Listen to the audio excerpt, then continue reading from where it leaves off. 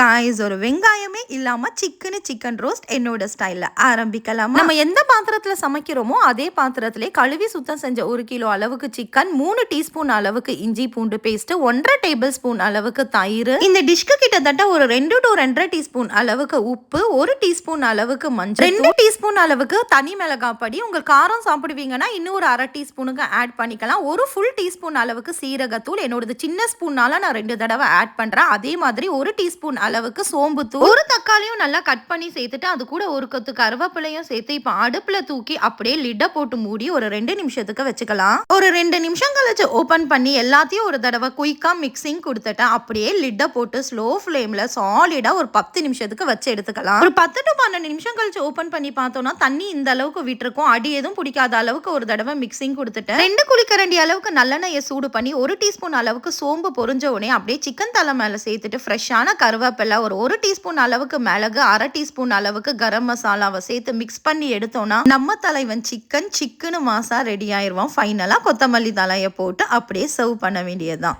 இரும்பு பாத்திரத்துல சமைக்கிறோம்னா இமீடியட்டா வேற ஒரு பாத்திரத்துல டிரான்ஸ்ஃபர் பண்ணிங்க. அந்த சட்டியில ஒரு கரண்டி அளவுக்கு சோறை போட்டு பரட்டி சர்வ் பண்ணி சாப்பிட்டு பாருங்க. அப்படி இருப்பான். கண்டிப்பா இந்த ரெசிபியை ட்ரை பண்ணி பாருங்க. நன்றி.